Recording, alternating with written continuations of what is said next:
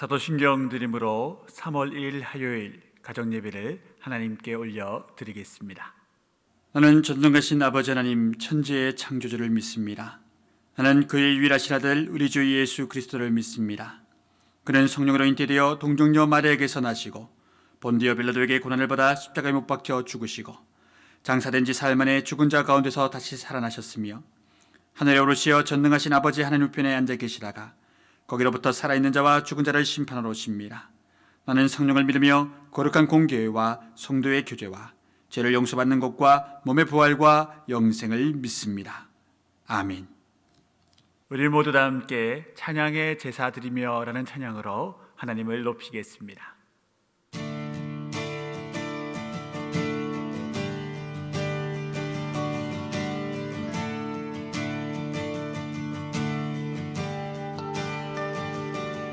주의 이름 안에서 주의 성소로 가네. 영광스러운 이곳에 우리 기쁘게 왔네. 거룩한 모자 앞에서 따뜻함을 느끼네. 우리 마음 경배하며 찬양의 제사 드리네.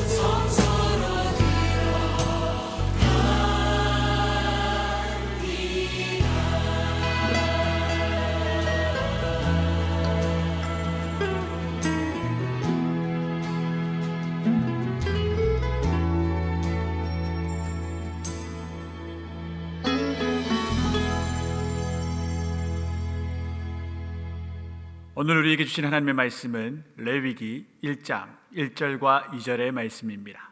화면을 통해 함께 읽으시겠습니다. 여호와께서 회막에서 모세를 부르시고 그에게 말씀하여 이르시되 이스라엘 자손에게 말하여 이르라.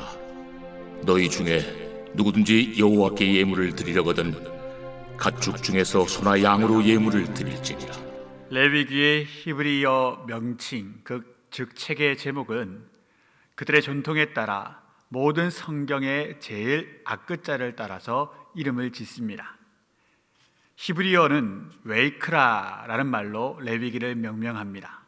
웨이크라라는 말은 여호와께서 모세를 부르시고에서 부르시다라는 동사를 말하는 것으로 이것이 레위기의 첫 히브리 글자이기 때문입니다.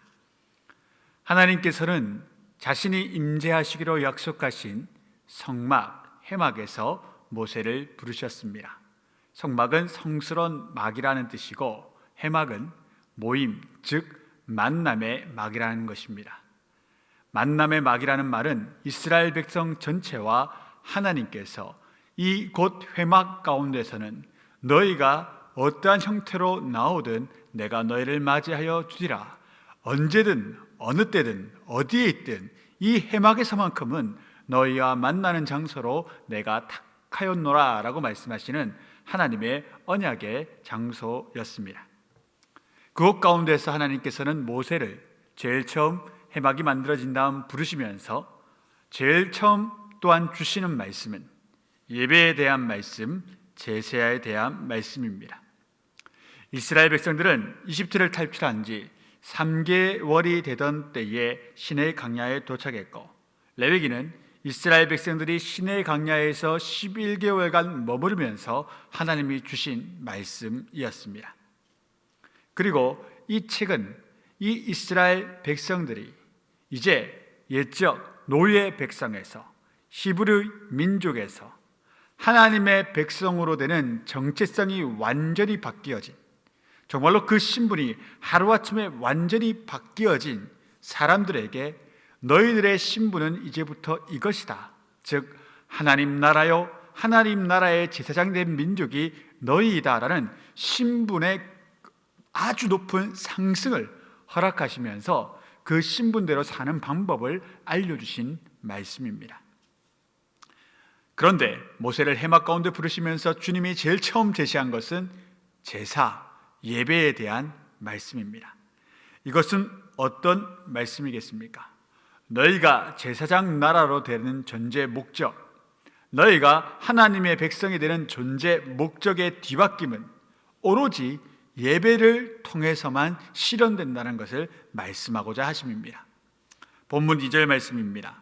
이스라엘 자손에게 말하여 이르라. 너희 중에 누구든지 여호와께 예배를 드리려거든 가축 중에 소나 양으로 예배를 드릴지니라.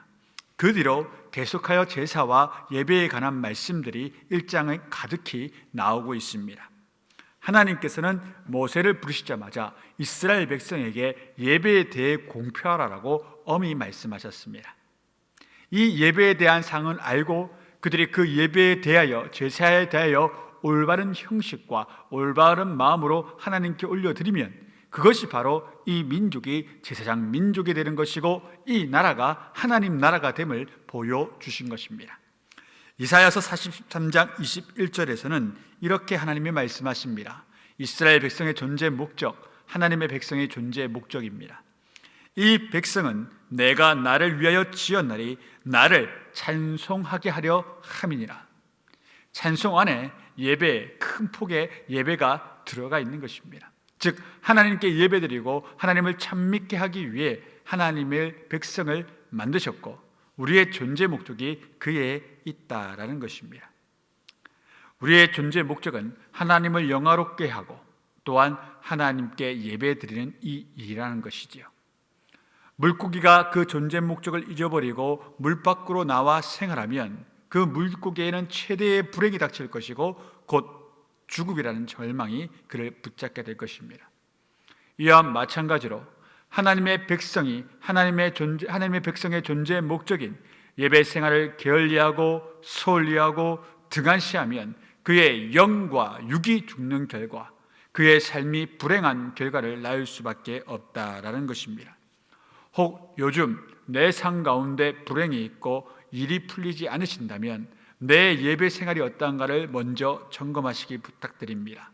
내가 지금 하나님께서 나를 세우신 존재 목적에 합당하게 예배를 중히 여기고 있는가? 예배를 가장 우선시하고 있는가? 예배 가운데 참여하고 있는가? 예배 드릴 때에 혼신을 다하여 하나님을 만나기를 고대하며 최선을 다하여 예배 드리고 있는가? 이를 점검하셔야 됩니다.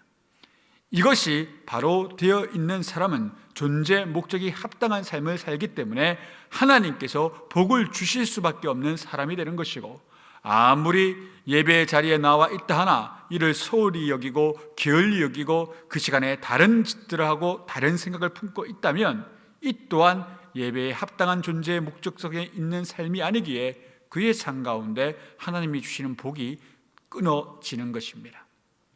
사랑하는 성도 여러분, 다시 한번 생각해 보십시오. 예배를 경히 여기는 마음이 있다면 중히 여기시길 바랍니다. 예배에 우선순위를 두지 않으셨다면 최우선순위를 예배에 두시기를 바랍니다. 예배를 소홀히 여기셨다면 예배에 인생의 목적과 목숨을 거는 삶을 사시기를 바랍니다. 왜? 그런 자만이 하나님 나라의 제사장 민족이 될 수 있고 하나님 나라의 백성이 될 수 있기 때문입니다.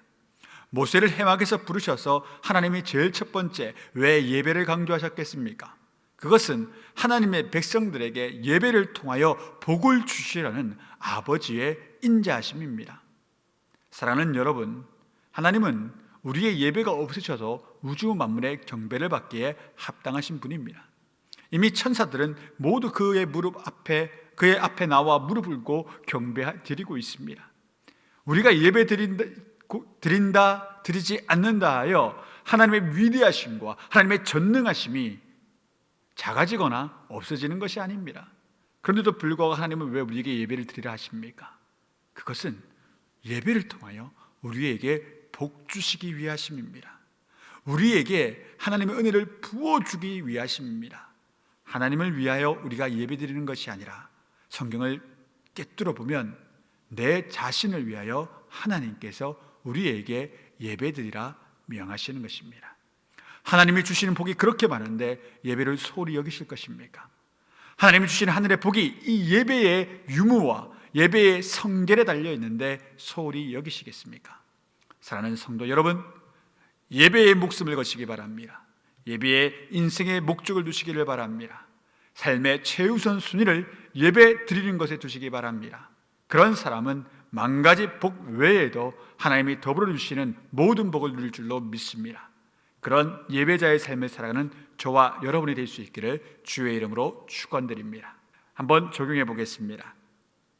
요즘 예배 때에 나의 마음의 자세를 점검해 보시고 그 마음의 자세를 점검한 이후 하나님께 이 예배와 관련된 기도를 통하여 응답받으시는 시간을 꼭 가지시기를 부탁드립니다.